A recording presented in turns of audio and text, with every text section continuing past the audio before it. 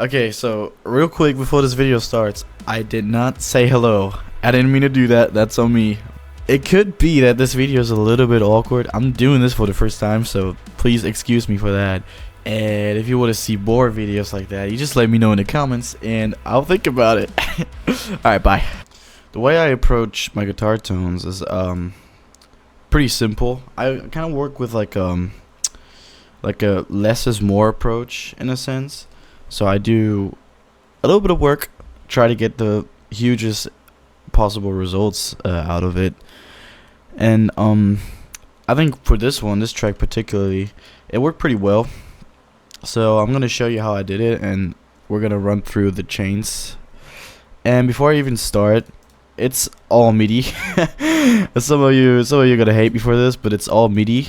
And yeah, I mean, welcome to modern metal, I guess. It works like that.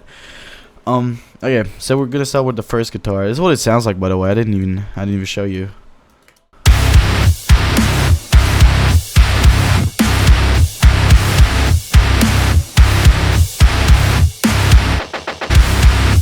Oh, you kind of see where I'm going with this, right?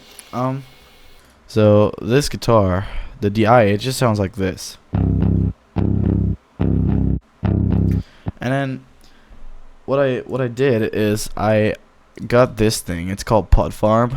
I mean, everyone knows it. Pod Farm. Every producer, every mixing engineer has heard of it. And some of the producers like it. Some really don't. But it's whatever. And I've seen in a video that I've watched that Joey Sturgis uses it, and it's really cool.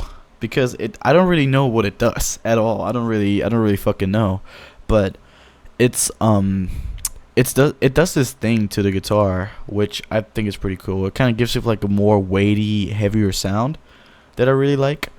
And I'm gonna show you this. This is what it sounded like before I put the Pod Farm on it, and this is after. Kind of hear in the low mids, it kind of like it just gets heavier.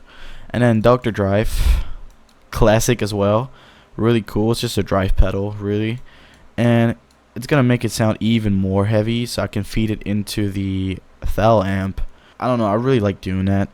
It's probably not so uncommon as well, but I really like doing it, and it sounds like this. Without it, it sounds like this. You kind of see where I'm going here, right? And then, last but not least, in the chain, I have the Thal amp. I've used everything in this. I have automated the whammy, just really dialed in a tone that I really liked, and I thought it sounded pretty sick. So I can't really like explain much about this. For the first one, for my Apex guitar, I really aimed for like a beefy, very like low mid kind of sound to make it sound really heavy. And this is what it sounds like.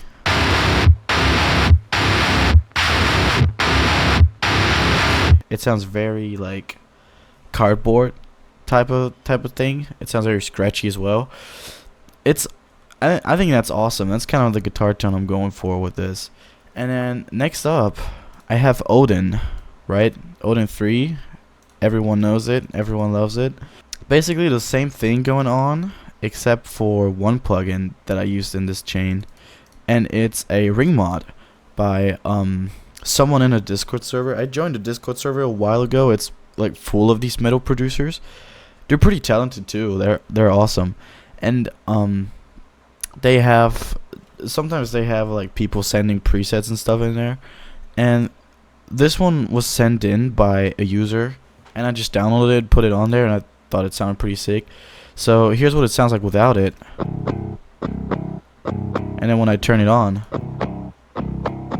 it just brightens it up. I don't really know if I used it correctly. I don't know if there's like a correct use for it. I don't really know anything, but it sounds pretty sick. And then the Pod Farm again, right? Just getting the low mids to pop out a little more again. Thal amp with some different settings on this, and I have an impulse response that I loaded up, and I thought these two sounded very annoying. So I kind of got rid of them in the plugin, thickened it a little bit, tone matched it again. You know the drill, you know the drill. And then I have this EQ. This one I made spectral. Very annoying. This one as well, sounds very rumbly. And this I did to make a little bit of space for the bass at the end. These are the two guitar tones and they sound like this together.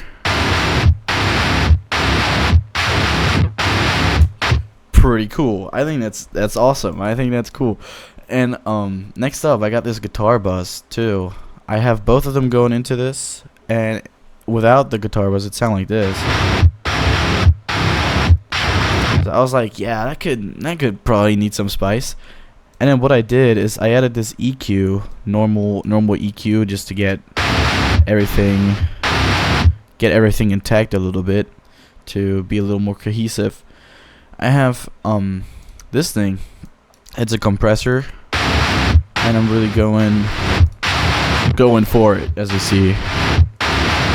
Really going for it. So like about -3, or like at some point it hit 7, right? Yeah, well, I'm compressing it really hard. Not so hard. It's actually just well, yeah, I'm compressing it a little bit. It's -3 dB, so it's not really that much, but it sounds like a lot. And this is a crazy preset, by the way. I know it looks super crazy, but it really isn't. It's essentially just suppressing the resonances of the guitar. I mean, that's basically what Sooth does, so I'm kind of using it for that. And it sounds pretty cool, because I really like that modern kind of like suppressed sound. I really like that. So I want to like kind of get closer to it. And then at the end I have a plugin called Wow Thing. So this gives me some more width and boosts the bass in a way that I really like, and I think it sounds pretty pleasant to me.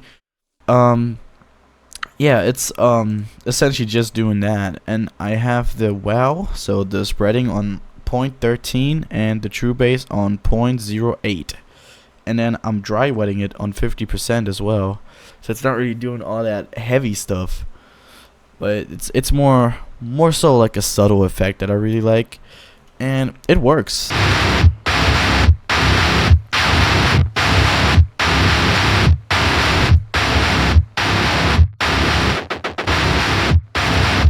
So yeah, that's the guitar bus. And then I added this bass, just some heavyweight in your face thing. It sounded like this. And I'm sure it's just the Architect's bass that I got a while ago. Yeah, it's really just that, and it's the Distorted Fuzz Mania preset. So yeah, it sounds pretty cool. And without the effects, right?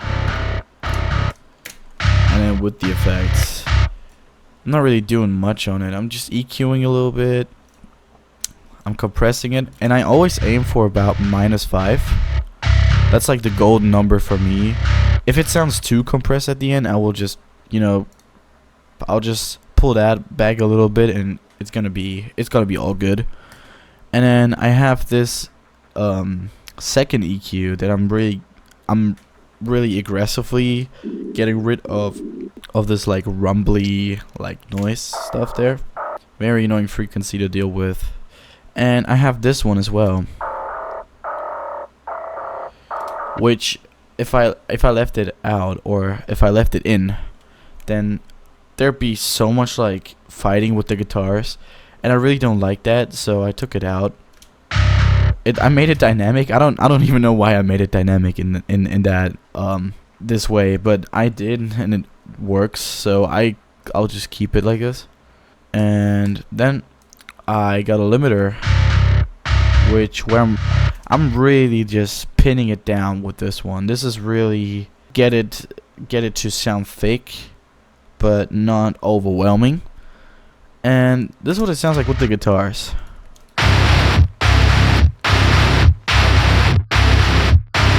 and you hear it's like a huge wall of sound, like a really huge wall of sound. And then I have the guitar brass and the bass go into this into one channel where sidechaining the kick and snare to all the instruments so that my drums can cut through a little more.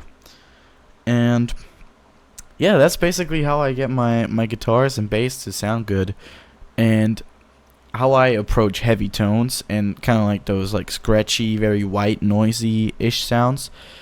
And I think it's awesome. I think it's awesome, and here's what it sounds like all together.